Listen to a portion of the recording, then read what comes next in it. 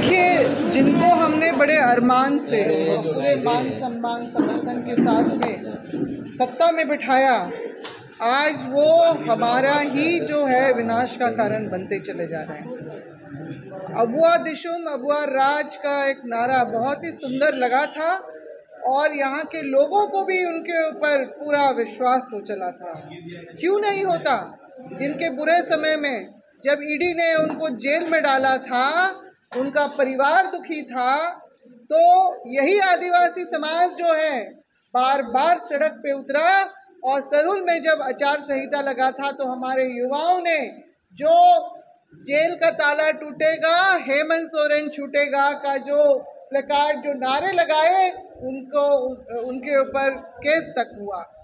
मगर फिर भी लोगों ने जो है लोकतंत्र का जो पर्व है जबरदस्त तरीके से मना के अपने सपनों को आकार देने की कोशिश की।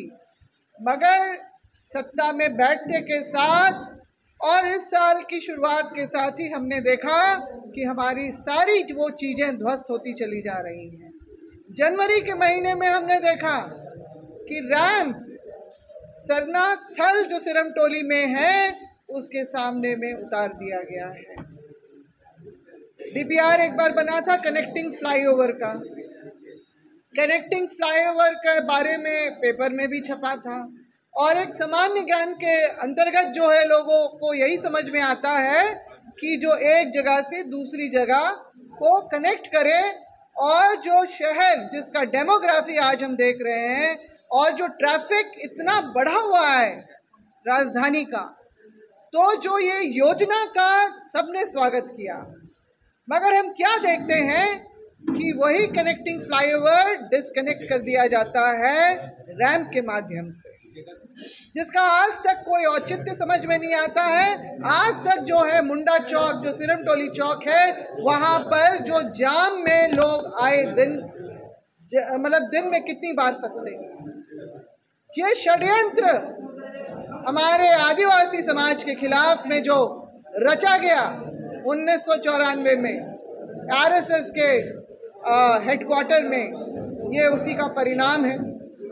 और जो ये सिरमटोली जिसको बाबा कार्तिक उरांव ने 1960 के दशक के आखिर में गैर आदिवासियों के अतिक्रमण से मुक्त करा के उसको उसके मूल रूप में स्थापित करने का काम किया और आदिवासियों में एक चेतना जगाने के लिए कि तुम इस भूमि के तुम मालिक हो, इस देश के मालिक हो, उपस्थिति दर्ज करवाओ, मेन रोड पे निकलो। जुलूस तो निकला, अब लाखों की जो शोभा यात्रा निकलती है, हमारे उसी सरूल शोभा यात्रा को 2022 में 5वां स्थान मिलता है और जो कनेक्टिंग फ्लाईओवर उसी के बाद से रैंप के माध्यम से डिस्कनेक्ट हो जाता है।